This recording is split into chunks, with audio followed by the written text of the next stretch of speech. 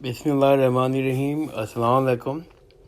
انشاءاللہ ہم آج بھی پروفیسر سید محمد سلیم رحمۃ اللہ علیہ کی کتاب مسلمان مثالی اساتذہ مثالی طلباء کا مطالعہ جاری رکھیں گے۔ آج اس سلسلے میں ہماری 70ویں نشست ہے اور الحمدللہ ابھی تک ہم نے اس کا حصہ اول مثالی اساتذہ کا مکمل مطالعہ کر لیا ہے، اور مثالی طلباء جو حصہ دوم ہے اس کے بھی ہم نے الحمدللہ 5 باب کا مطالعہ کر لیا ہے۔ اب ہم 6 باب کا مطالعہ کر رہے ہیں، اور 6 باب میں جو ٹاپک ہے وہ ہے نادار طلباء کے لیے جداگانہ مدارس۔ نادار طلباء کے لیے جداگانہ مدارس۔ مسلمان معاشرہ تعلیم سے متعلق ذمہ داریوں کو پورا کرتا تھا۔ خوشحال اور آسودہ حال لوگ نادار اور مفلس طلباء کے لیے جداگانہ تعلیم کا انتظام کرتے تھے۔ سب سے پہلے یحییٰ بن خالد برمکی نے بغداد میں یتیم بچوں کے لیے ایک علیحدہ مدرسہ قائم کیا تھا۔ حلب میں شمس الدین بن نظام ملک توسی نے ایک درسگاہ نادار اور یتیم بچوں کے لیے قائم کی۔ شام میں سلطان نور الدین زنگی نے ایک ایسے ہی درسگاہ قائم کی تھی، اور اندلس میں اموی خلیفہ حاکم ثانی نے نادار اور یتیم بچوں کی تعلیم پر بڑے پیمانے میں انتظام کیا۔ اس نے ملک میں ناداروں کے لیے 27 مدارس قائم کیے تھے۔ اشاعت علم کے لیے ترغیبات۔ مسلمان معاشرے کے خوشحال لوگ علم کی ترویج اور اشاعت میں اپنی ذمہ داری پوری طرح ادا کرتے تھے۔ اشاعت علم کے لیے قیام مدارس کے علماء دوسرے طریقے بھی اختیار کرتے تھے۔ ملک الاشراف ایوبی نے اپنے مدرسے میں پڑھنے والے ہر طالب علم کا وظیفہ مقرر کر دیا تھا، خواہ وہ مقیم ہو یا مسافر، ہمہ وقتی ہو یا جز وقتی۔ ملک الاشراف نے یہ بھی اعلان کر دیا تھا جو لڑکا تعلیم میں زیادہ قابلیت ثبوت دے گا اس کو روزانہ وظیفہ دیا جائے گا۔ ملک عیسیٰ نے مندرجہ ذیل انعامات مقرر کر دیے تھے۔ مفصل زمہشری ختم ہونے پر طالب علم کو 100 دینار انعام ملے گا۔ جامع الکبیر کے پڑھنے والے طالب علم کو 2 دینار دیے جائیں گے، اور الرزاق کے پڑھنے والے طالب علم کو 3 دینار دیے جائیں گے۔ ہندوستان میں نواب صدیق حسن خان بھوپالی 1307 ہجری نے علم حدیث کی ترویج اور اشاعت میں بہت زیادہ کوشش کی۔ انہوں نے اعلان کیا جو شخص ایک حدیث یاد کر کے صحیح طریقے سے سنا دے گا اس کو 1 روپیہ انعام ملے گا۔ اس شوق پہ لوگوں نے حدیث کی کتاب مشکوات یاد کر لی۔ نواب صاحب پوری کتاب سنتے تھے اور پھر گن کے روپیہ ادا کرتے تھے۔ اب باب ہفتم 7ویں باب کا آغاز کر رہے ہیں، اور اس کا ٹاپک ہے احترام استاد۔ استاد مربی ہوتا تھا۔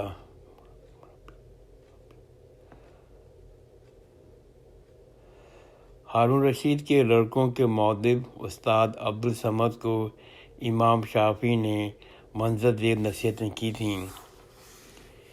ان کی تعلیم و تربیت سے پہلے یہ بات ضروری ہے تم اپنے حالات کی اصلاح کرو، کیونکہ ان کا لگام تمہارے منہ کے ساتھ بندھی ہوئی ہے۔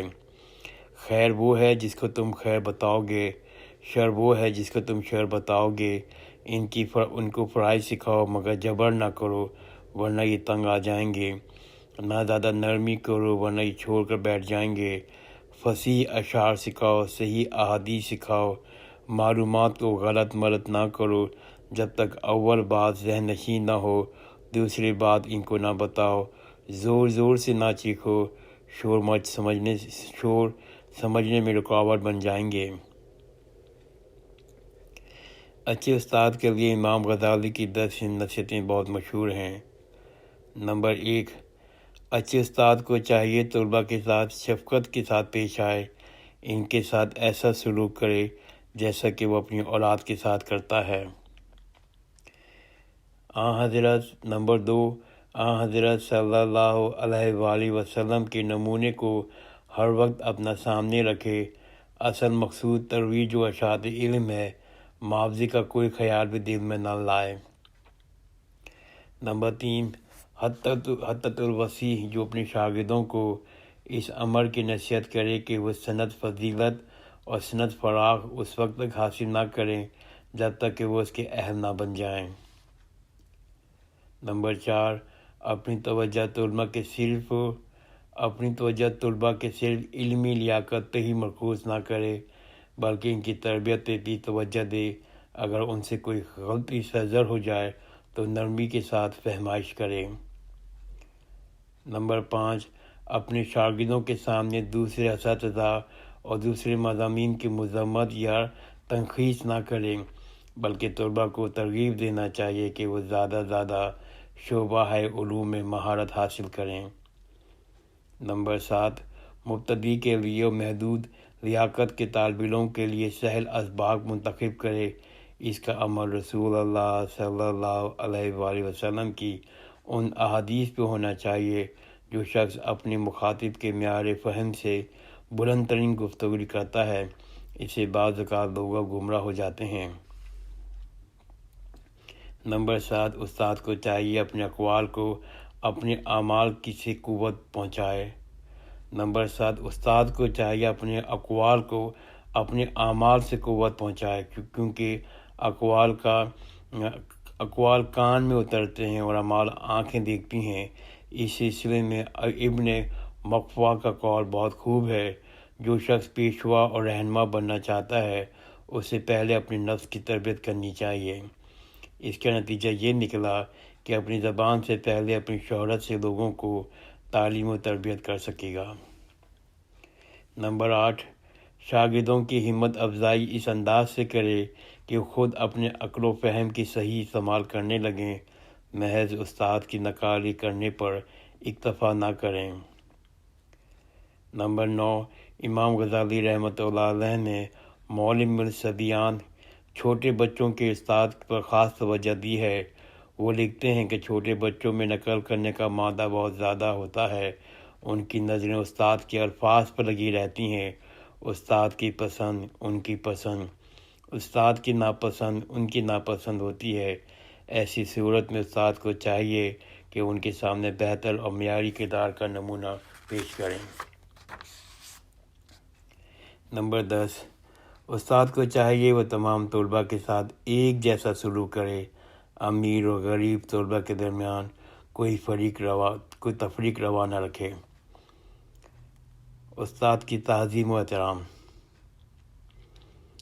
طالب علم استاد کی عزت اور احترام میں کوئی دقیقہ فروگزاشت نہیں کرتا تھا، اس کی باپ کے برابر معزز و محترم سمجھتا تھا۔ ادب اور احترام کی تعلیم کے لیے ضروری تصور کیا جاتا تھا کہ باادب بانصیب، بے ادب بے نصیب۔ ایک مرتبہ حضرت عبداللہ بن عباس رضی اللہ تعالیٰ عنہ نے آگے بڑھ کے حضرت زید بن ثابت انصاری کے گھوڑے کی رکاب تھام لی۔ حضرت زید رضی اللہ تعالیٰ عنہ نے کہا: اے رسول صلی اللہ علیہ وآلہ وسلم کے امزاد، ایسا نہ کریں۔ حضرت عبداللہ رضی اللہ تعالیٰ عنہ نے جواب دیا: علماء اور اکابر کی عزت اسی طرح کی جاتی ہے۔ اس پہ حضرت زید رضی اللہ تعالیٰ عنہ نے ان کی پیشانی چوم لی۔ حضرت عبداللہ بن عباس رضی اللہ تعالیٰ عنہ کا بیان ہے: میں 2 سال تک انتظار کرتا رہا کہ مجھے موقع ملے میں حضرت عمر رضی اللہ تعالیٰ عنہ سے ایک حدیث دریافت کروں۔ ایک مرتبہ جو جنگل سے واپس آ رہے تھے، تب میں نے ان سے وہ سوال کیا اور کہا: میں اس وقت کے لیے 2 سال سے انتظار کر رہا ہوں۔ آپ نے فرمایا: ایسا نہ کرو، جو بات پوچھنا ہو بے دھڑک مجھ سے پوچھ لیا کرو، مجھے معلوم ہوگی تو بتا دوں گا، ورنہ پھر کسی اور سے دریافت کرنا۔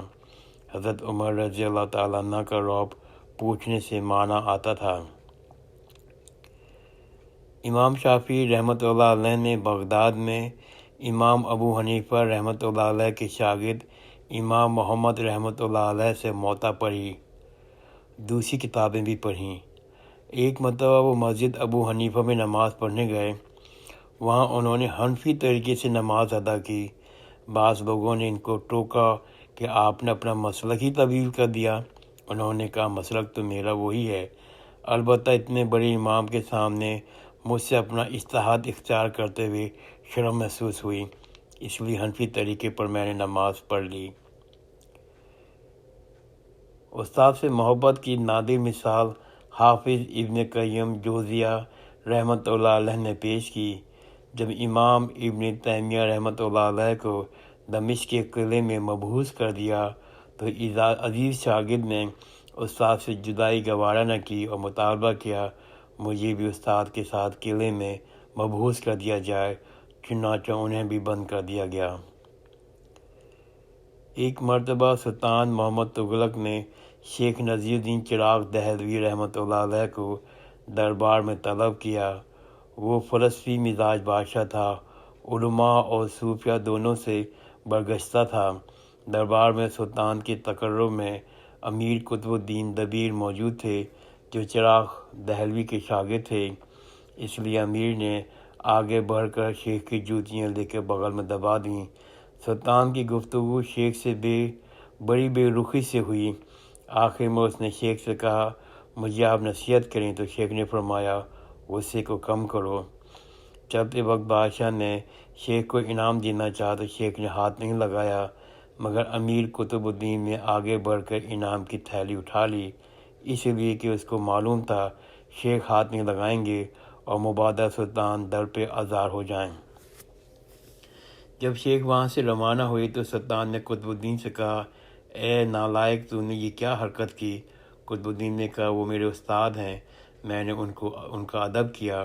سلطان نے کہا ایسا اعتقاد درجہ کفر کو پہنچا دیتا ہے، میں تیری گردن مار دوں گا۔ قطب الدین نے جواب دیا ماشاءاللہ وہ میرے استاد ہیں، آپ میرے مخدوم ہیں۔ انگریزی حکومت نے علامہ اقبال کی قدردانی کی اور ان کو سر کا خطاب تجویز کیا۔ اس پہ علامہ اقبال نے حکومت کو خط لکھا کہ میرے استاد مولانا سید میر حسن سیالکوٹی کو خطاب دیں، تب میں خطاب قبول کروں گا۔